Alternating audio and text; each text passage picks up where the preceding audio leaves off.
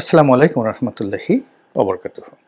সম্মানিত দর্শক, ডক্টর আসিফ নজরুলকে নিয়ে আলোচনা, সমালোচনা এবং বিতর্ক রীতিমতো তুঙ্গে, এবং এটি আমাদের এই সমাজের যে চালচিত্র, এই চালচিত্রের যে বাস্তব অবস্থা, এটি বোঝার জন্য এই বিতর্কটি মোটামুটি আমাদের জন্য জরুরি ছিল।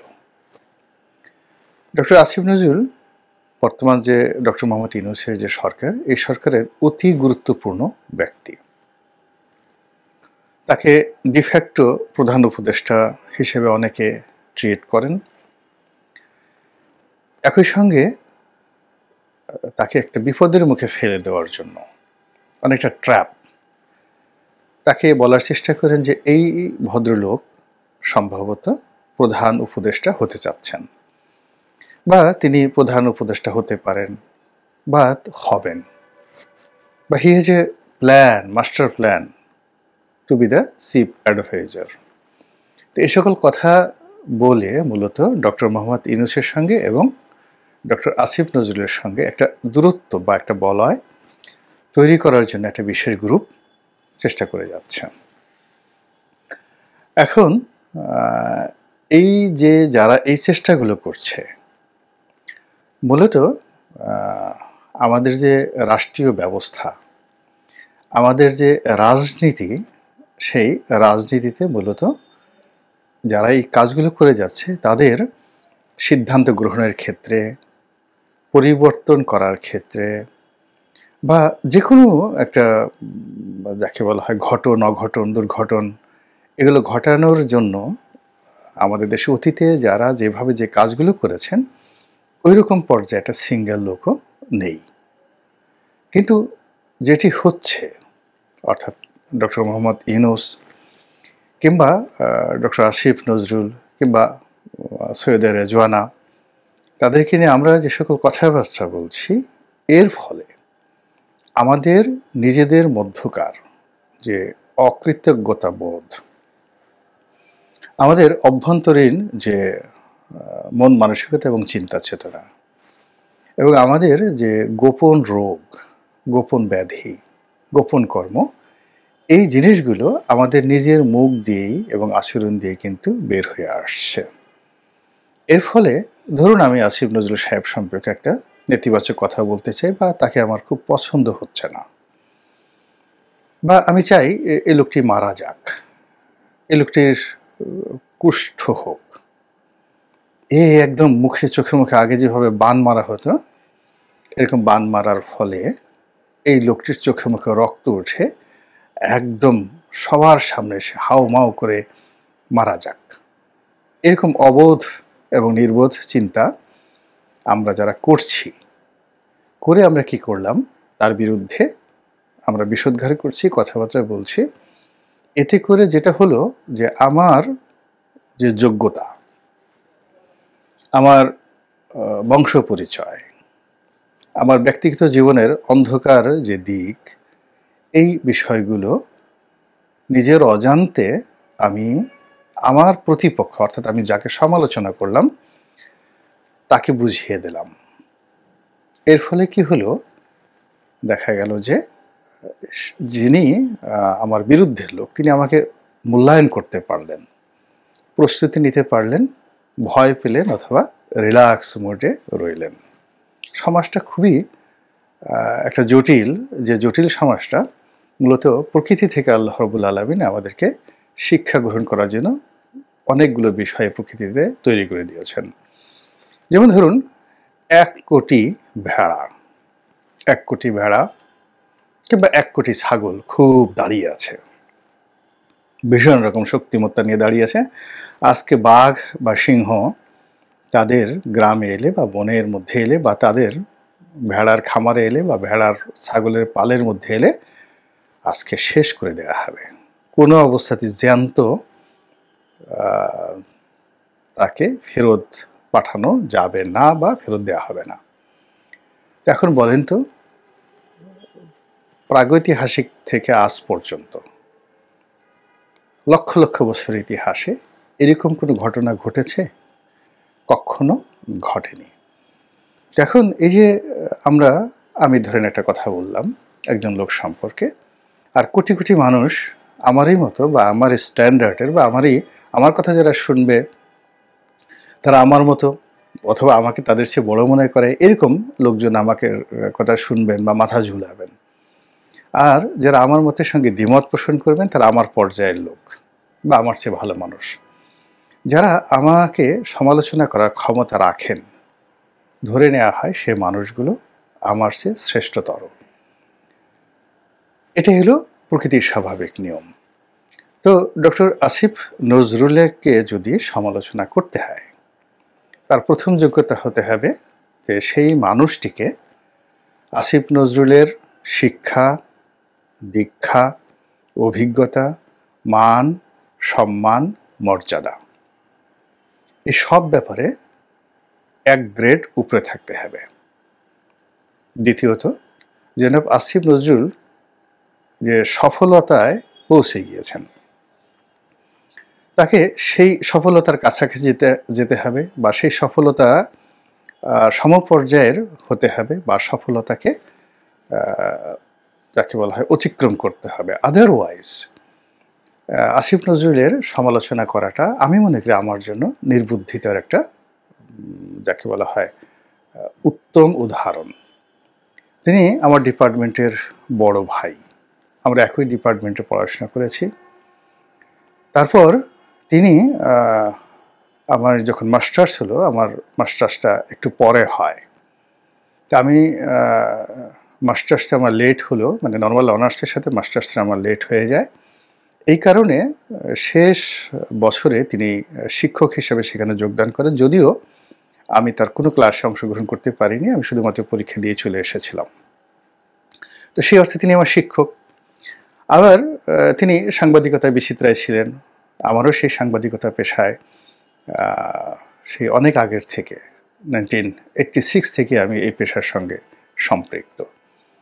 আবার পরবর্তীতে সহকর্মী হিসেবে বিভিন্ন সভা, সমিতি, সেমিনারে আমরা কথা বলেছি, টকশোতে কথাবার্তা বলেছি। তাকে খুব একেবারে কাছের থেকে দেখার সুযোগ হয়েছে। তিনি আকর্ষণীয়, পুরুষদের কাছে আকর্ষণীয়, নারীদের কাছে আকর্ষণীয়, সমাজের কাছে আকর্ষণীয়। তিনি সবার কাছে না হলেও একটা বিশেষ শ্রেণীর কাছে সম্মানিত। তাকে মেহমান হিসাবে, বন্ধু হিসাবে সবাই পাওয়ার চেষ্টা করবে এবং করেছে, এটাই স্বাভাবিক। আসিফ নজরুল যদি কারো বিয়ের দাওয়াতে যেতেন বা যান, এখন না, আরও 10 বছর 15 বছর আগের থেকেই, 20 বছর আগের থেকেই কারোর সঙ্গে বসে যদি দাঁড়িয়ে চা খান, তার বাসায় যদি কাউকে দাওয়াত করেন, তিনি সম্মানিত বোধ করবেন। তো এই আসিফ নজরুলের মতো ব্যক্তি বা প্রতিষ্ঠান, এরা মানে স্বাভাবিকভাবেই ঈর্ষণীয়, এবং সেই ঈর্ষার কারণে তাদেরকে নিয়ে কথা হবে, তাদেরকে নিয়ে আলোচনা হবে, সমালোচনা হবে। এতে যিনি সমালোচিত হলেন জনাব আসিফ নজরুল, তার উপকার হবে, ক্ষতি হবে না। কিন্তু যারা সমালোচনা করলেন তাদের কি হয়, আপনার ধরেন একটা পাম্প দেওয়ার মেশিন আছে, পাম্পার, আপনি সেটা দিয়ে রিক্সা পাম্প করতে পারেন, কিন্তু আপনি সেটা দিয়ে ট্রাক পাম্প করতে গেলেন, তাহলে কি হলো, আপনার পাম্পারই ব্রাস্ট হয়ে যাবে। এটাই স্বাভাবিক।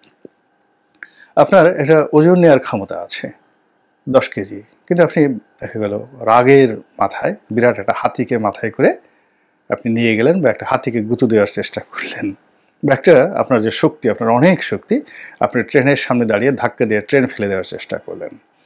তো মানুষ খুব ছোট অবস্থা থেকে যখন এরকম বড় কোনো কিছুর সঙ্গে দ্বন্দ্ব সংঘাতে, ফ্যাসাদে জড়িয়ে পড়ে, আলটিমেটলি সে নিজের প্রতি জুলুম করে। এটাই হলো স্বাভাবিক একটা বিষয়। তা আমাদের এই সমাজে এখন দেখা গেল যে আসিফ নজরুলের সঙ্গে যার জীবনে দেখা হয়নি, কথা হয়নি, আগামী 20-25 বছরে কখনো তার সাথে দেখা হওয়ার কোনো সম্ভাবনা নেই। আসিফ নজরুল যদি আজকে অফিস ছেড়ে বের হয়ে এসে প্রেস ক্লাবের সামনে দাঁড়িয়ে থাকেন, তাকে গিয়ে ঘুষি দিয়ে একটা নাকের বদনা ফাটিয়ে দেওয়ার মতো অবস্থা যার নেই, সামনে দাঁড়িয়ে সালাম দেওয়ার অবস্থাও যার নেই, সেই মানুষও দেখা গেল যে তাকে খিস্তি খের করে নেমে আয়, পিটিয়ে মেরে ফেলবো, ওটা করব, দেখব, করব, এই যে কথাগুলো আমাদের এই সমাজে এতে যেটি হচ্ছে যে আমরা একটা অস্থির সময়ের মধ্যে সময় পার করছি, এবং এই অস্থিরতার কারণে মূলত আসিফ নজরুল সাহেবদের মতো যারা আমাদেরকে এই মুহূর্তে আমাদের মাথার উপরে আছেন শাসক হিসেবে, তারা বুঝে গেছেন যে এই ভেড়ার পালদেরকে আরো বহুদিন উত্তেজিত করা যাবে, শাসন করা যাবে। এর কারণ হলো এরা আসিফ নজরুল সাহেবকে আঘাত করার জন্য অন্য কোনো আসিফ নজরুল এখনো জোগাড় করতে পারেনি। তারা আক্রমণ করার জন্য এমন লোকদেরকে নিয়ে এসেছে যারা মূলত ওই বিশাল যে শ্রেণী, যারা কিয়ামত পর্যন্ত কখনো আসিফ নজরুলের পর্যায়ে আসতে পারবে না, তারা উত্তেজিত হচ্ছে, তারা রাগ হয়ে যাচ্ছে, তারা ক্রোধান্বিত হয়ে যাচ্ছে, হ্যাং করেঙ্গা ত্যাং করেঙ্গা। এইগুলোতে কি হচ্ছে? এইগুলোতে মূলত সমাজে একটা মানে ভারসাম্যহীনতা তৈরি হচ্ছে। আসিফ নজরুলদের মতো যারা এলিট শ্রেণীর, তারা আরও এলিট হয়ে যাচ্ছে।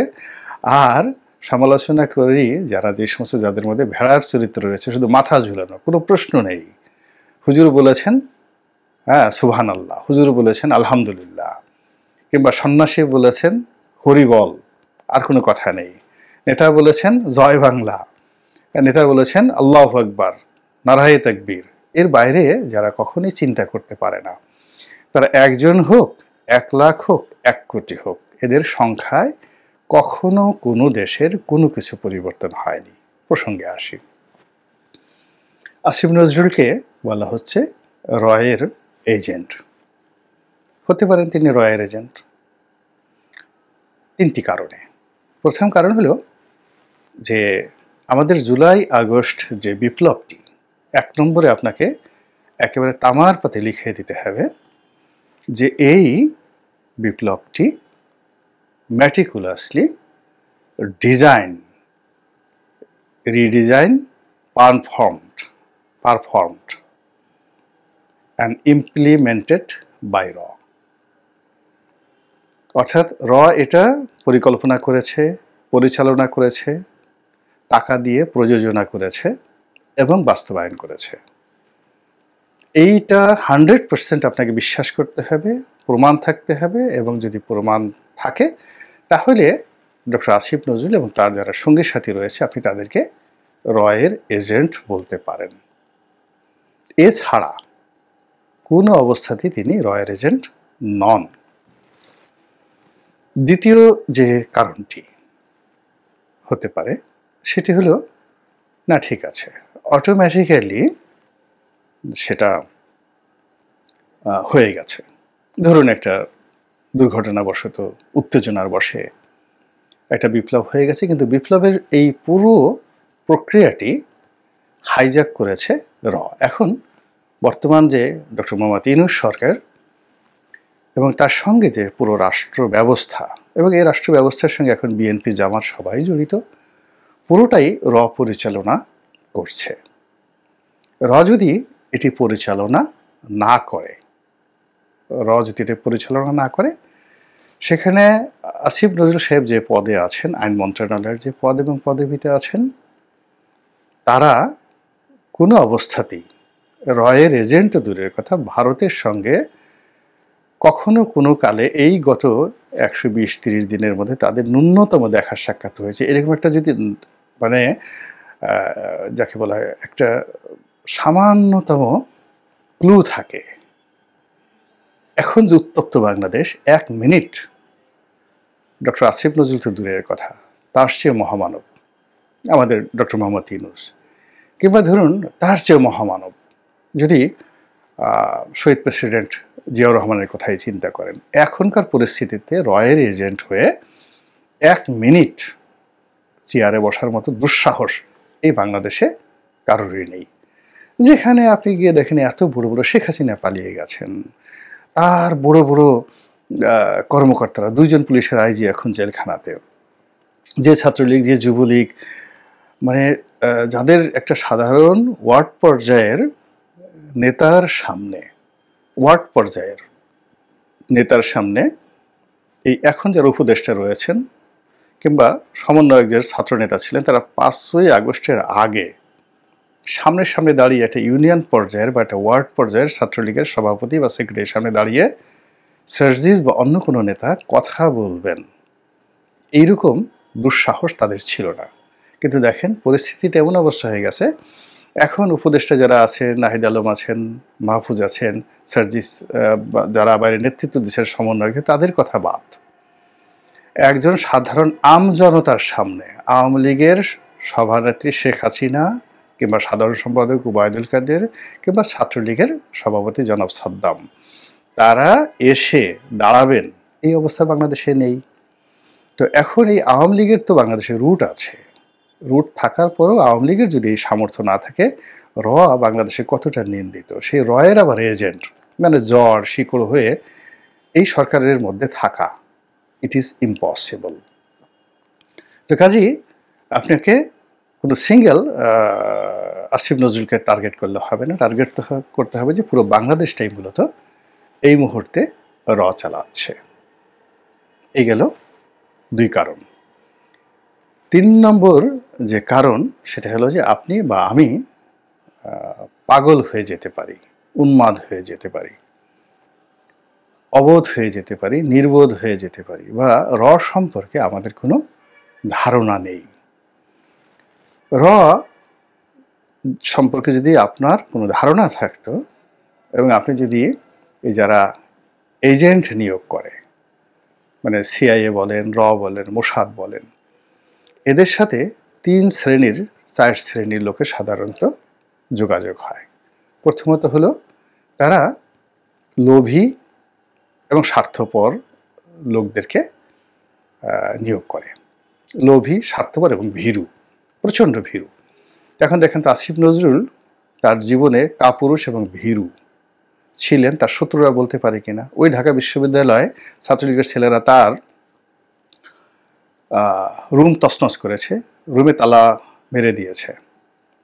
ওই সময়টাতে আমি তাকে দেখেছি রাত্রি 9টা-10টার সময় সে বিশ্ববিদ্যালয় ক্যাম্পাসে একা একা ঘুরে বেরিয়েছে, সেই 2022-23 সনে। তো তিনি তার স্বাভাবিক সূত্র অনুযায়ী ভীরু এবং কাপুরুষদেরকে সাধারণত বিভিন্ন গোয়েন্দা সংস্থা, সেটা ডিজিএফআই হোক, এনএসআই হোক, এরা কখনই কোনো ইন্টেলিজেন্ট, সাহসী, বুদ্ধিমান লোকদেরকে, ব্যক্তিত্ববান লোকদেরকে রিক্রুট করে না। এদিক থেকে আসিফ নজরুল পড়েন না। দ্বিতীয়ত হলো যে তারা খুব সেন্সিটিভ পর্যায়ে, ক্ষমতার খুব সেন্সিটিভ পর্যায়ে, উচ্চ পর্যায়ে যারা আছে তাদেরকে রিক্রুট করে না। যেমন আসিফ নজরুলের পিয়ন, ড্রাইভার, দারোয়ান, এদেরকে কিনতে পারেন বা এদেরকে রয়ের এজেন্ট র নিতে পারে, কিন্তু সরাসরি আসিফ নজরুলকে এইভাবে রিক্রুট করবে না। আচ্ছা, এই জিনিসটা আপনারা জিজ্ঞেস করুন যে ভাই আপনি এত পণ্ডিতি করেন, আপনি এটা জানলেন কি করে? একটা ছোট উদাহরণ দিই। আমি একটা জাতীয় দৈনিক পত্রিকার এরশাদ জামানাতে শিফট ইনচার্জ ছিলাম, মানে একটা পত্রিকার 2 পৃষ্ঠার সম্পাদক ছিলাম।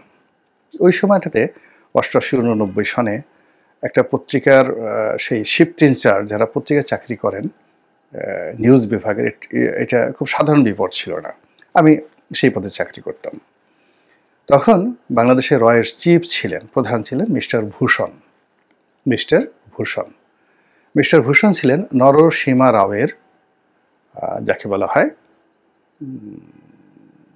সেই ভাইয়ের ছেলে, বড় ভাইয়ের ছেলে। তিনি বাংলাদেশে স্টেশন চিফ ছিলেন এবং এই যে ধানমন্ডির যে 2 নম্বর রোড, যেটা ইন্ডিয়ান কালচারাল সেন্টার এখন রয়েছে, তখন এটা ইন্ডিয়ান এম্বাসি ছিল, তখন তিনি সেখানে বসতেন নিচতলাতে। তো 80-র দশকে যারা বাংলাদেশের রাজনীতি বা সাংবাদিকতার সঙ্গে জড়িত ছিলেন শীর্ষ পর্যায়ে, তারা সবাই মোরলেস মিস্টার ভূষণকে ছিলেন। তা আমার সম্পাদক যিনি ছিলেন, তার সঙ্গে ভূষণের একটা ভালো বন্ধুত্ব ছিল এবং সেই সুবাদে মিস্টার ভূষণের সঙ্গে ঘনিষ্ঠভাবে মেলামেশার সুযোগ আমার হয়েছিল সেই 80-র দশকে। তো সেই 80-র দশকে সেখান থেকে রয়্যাল স্টেশন চিফ সেই 80-র দশকে দেখার সুযোগ হয়েছে। সেখান থেকে আল্লাহ এখন যে পর্যায়ে আছি, দিনকে দিন তো খারাপ রাখেনি। তো কাজে এই জিনিসগুলো আপনারা অনেকে হয়তো ডিজিএফআই এর কথা বলেন। এখন ডিজিএফআই এর যারা চিফ ছিলেন বিভিন্ন সময়টাতে, আমি 2009 সনে এমপি হলাম, তাদেরকে তো ঘনিষ্ঠভাবে দেখার সুযোগ হয়েছে। সেটা যাদের ভয়ে কাপড় চোপড় খুলে যায় মানুষের, তারা তো সেলুট দিয়েছে, ছাড় বলেছে, ওই জিনিসগুলো দেখেছি কাছের থেকে, তাদের রিক্রুটমেন্ট প্রসিডিউরগুলো দেখেছি। তো কাজেই এরা কখনোই আসিফ নজরুলের মতো লোকদেরকে রিক্রুট করে না।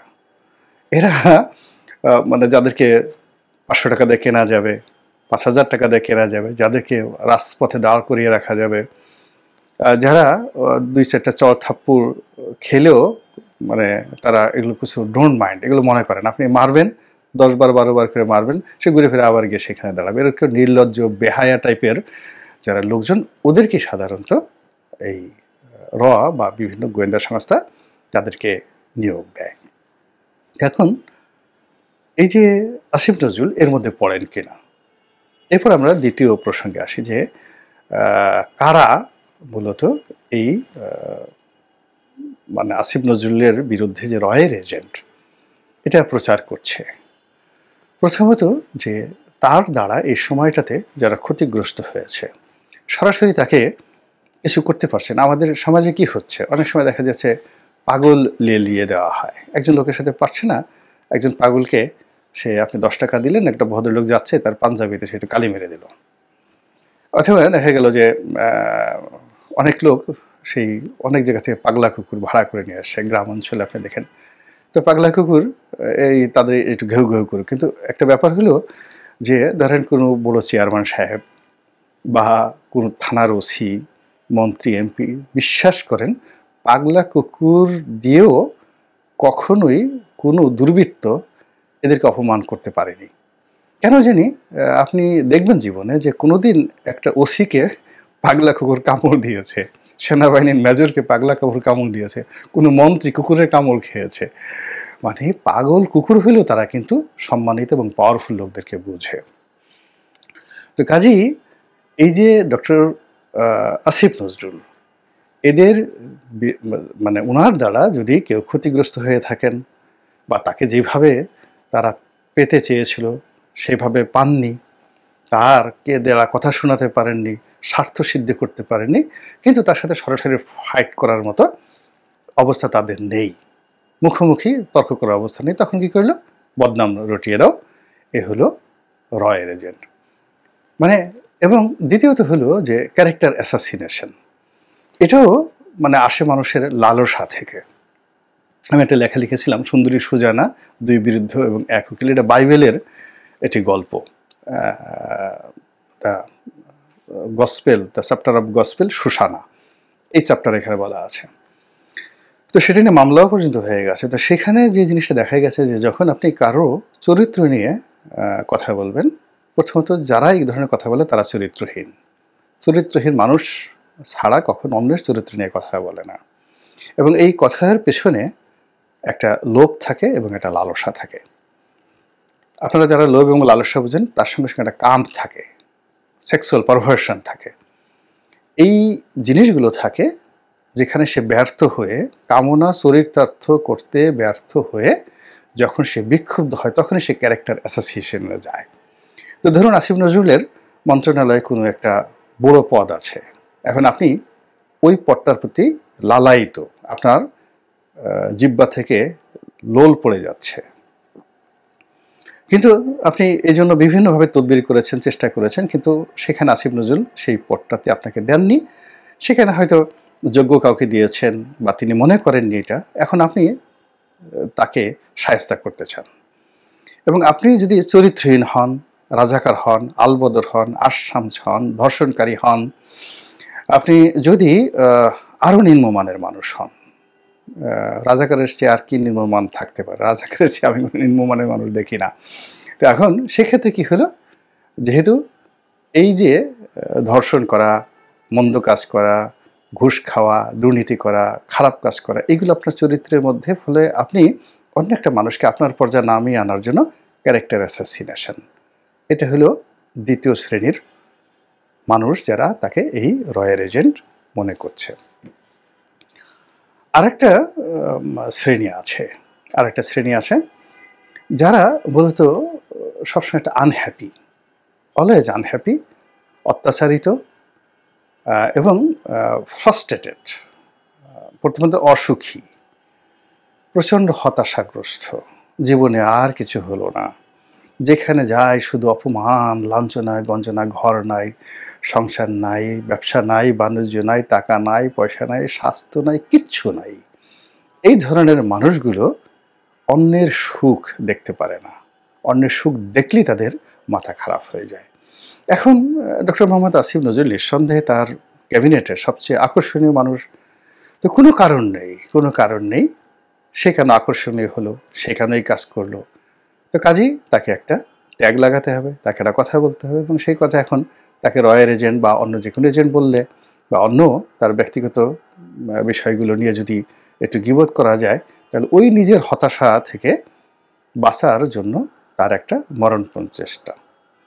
আল্লাহ আমাদের সবাইকে হেদায়েত দান করুন এবং হেফাজত করুন। আসসালামু আলাইকুম ওয়া রাহমাতুল্লাহি ওয়া বারাকাতুহু।